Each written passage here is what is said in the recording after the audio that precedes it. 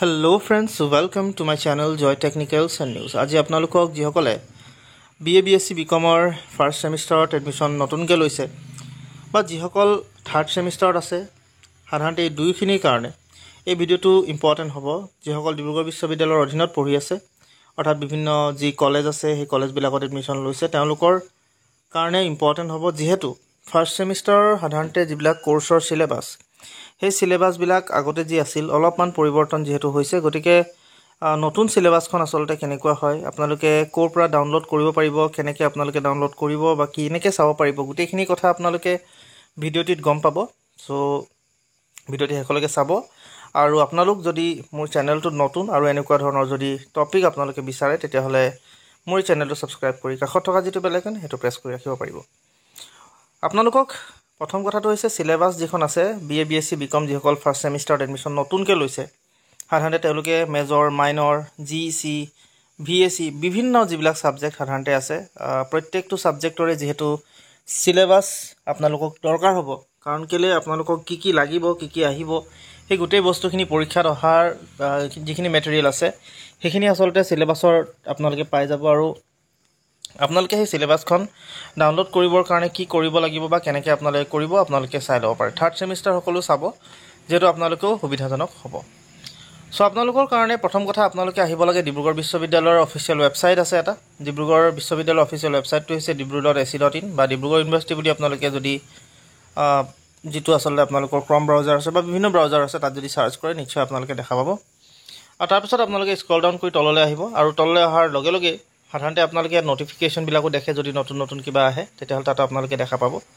আৰু লগতে আপোনালোকে যদি তললৈ যায় তেতিয়াহ'লে আপোনালোকৰ যিখন সিলেবাছ অৰ্থাৎ যিহেতু আপোনালোকে FYUGPৰ হয়, গতিকে সেই FYUGPৰ যিখিনি সিলেবাছ সেই সিলেবাছখিনি আপোনালোকে চাব পাব। আৰু সেইখিনি আপোনালোকে মই দেখুৱাই দিছোঁ। আচলতে ইয়াত দেখিছে 4 year আণ্ডাৰ গ্ৰেজুৱেট প্ৰগ্ৰেম বুলি দিছে এজ পাৰ NEP 2020 বুলি দিয়া আছে। ইয়াত আপোনালোকে যদি ক্লিক কৰে এইখন হৈছে আপোনালোকৰ সিলেবাছৰ গোটেই পাৰ্ট।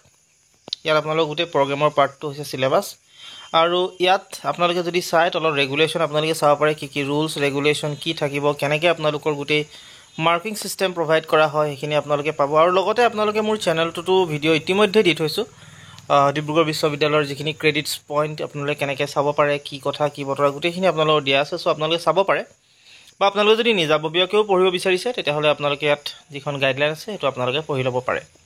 চ' ইয়াতে যদি আপোনালোকে স্ক্ৰল ডাউন কৰি তললৈ যায় তেতিয়া দেখা পাব এইবিলাক চব ৰিভাইজ সিলেবাছ, অৰ্থাৎ আগৰ যিখন সিলেবাছ আছিলে সেইখিনি অকণমান নতুন কৰা হ'ল বা নতুনকৈ আপোনালোকক দিছে আৰু সেইখিনি আপোনালোকে ল'ব লাগে। আগৰখন আপোনালোকে চোৱাতকৈ আপোনালোকে এইখন চাব যিহেতু আপোনালোকৰ কাৰণে ইম্পৰ্টেণ্ট হ'ব। আৰু যিহেতু যিসকল নতুনকৈ হয় তেওঁলোকৰ কাৰণেতো এইখনেই ইম্পৰ্টেণ্ট। চ' সকলোৰে কাৰণে যিহেতু ইম্পৰ্টেণ্ট এইখন আপোনালোকে চাব পাৰে। চ' ইয়াত আপোনালোকে দেখিছে আৰ্টছ বুলি দিয়া আছে ৰিভাইজ চিলেবি, আৰু তলত Assamese Bengali Bodo community science economics education English Hindi history philosophy pol science psychology Sanskrit sociology. এইখন হৈছে আপোনালোকৰ যিখন অনাৰ্ছৰ চিলেবাছ বা নন অনাৰ্ছৰ চিলেবাছ, অৰ্থাৎ আপোনালোকৰ মেজৰৰ চিলেবাছ মাইনৰৰ চিলেবাছ সকলোবিলাক ইয়াতে আপোনালোকে পাই যাব। ছায়েন্সৰ ঠিক তেনেকৈ বি ছায়েন্স বুলি দিয়া আছে আৰু তাতে ৰিভাইজ চিলেবাছ বুলি দিয়া আছে anthropology biotechnology and bioinformatics botany chemistry community science computer science electronics geography geology mathematics physics statistics geology. এইখিনি আপোনালোকৰ হৈছে BScখিনি। আৰু BComখিনি যিসকল BComৰ হয় তেওঁলোকে finance marketing human resource management banking and insurance এই গোটেই বস্তুখিনি দেখিব। আৰু UGC চেণ্টাৰ ফৰ উমেন ষ্টাডিজৰ কাৰণে মাইনৰ কোৰ্চৰ কাৰণেও দিছে উমেন ষ্টাডিজৰ গোটেই চিলেবাছখন। আৰু আগৰ যিখন চিলেবি সেইখন ইয়াত দিয়া আছে তলত, আপোনালোকে সাধাৰণতে সেইখনো চাব পাৰে যদি আগৰ চিলেবাছ আপোনালোকে চাওঁ বুলি ভাবিছে। সাধাৰণতে যিসকল নতুন হয় তেওঁলোকক নতুনখনেই লাগিব, গতিকে আপোনালোকে পুৰণাখন চাই লাভ নাই। Multi disciplinary generic elective course অৰ্থাৎ GEC আপোনালোকৰ যিটো থাকিব, GECৰ কাৰণে ৰুৰেল ডেভেলপমেণ্ট VAC আপোনালোকে সাধাৰণতে ল'ব লাগিব। So' understanding India health and wellness and যিখিনি আপোনালোকৰ কোৰ্চত আছে সেইখন আপোনালোকে লৈ ল'ব। আপোনালোকে যদিহে কলেজলৈ যায় কলেজত যদি সোধে আপোনালোকৰ VAC কি আছে নিশ্চয় আপোনালোকে অৱগত হ'ব আৰু সেইটো আপোনালোকে ইয়াত ডাউনলোড কৰি ল'ব পাৰে। স্কিল SEC সাধাৰণতে থাকিব, সেই SECও আপোনালোকে চাব পাৰে। আৰু বিভিন্ন যিবিলাক বিষয় আছে সেই গোটেই বিষয়বিলাকৰ ওপৰত ইয়াত দিয়া আছে SEC 1 SEC 2।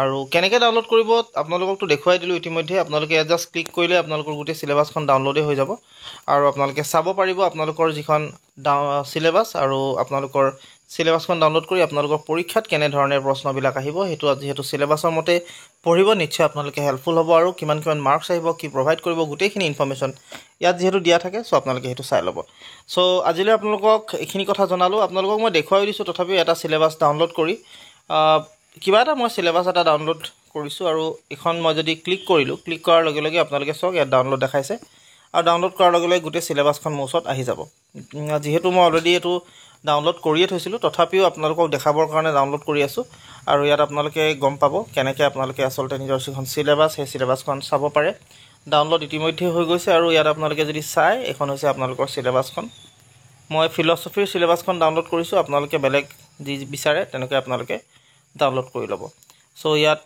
যদি মই চাওঁ দেখিছে আপোনালোকে এইখিনি গোটেইখিনি আপোনালোকৰ course first sem second sem third sem fourth sem গোটেইখিনি দিয়া আছে আপোনালোকে চাব এনেকৈ আপোনালোকে ডাউনলোড কৰিব আজিলৈ ইমানখিনি জনাই এই ভিডিঅ'টোৰ পৰা বিদায় মাগিছোঁ ধন্যবাদ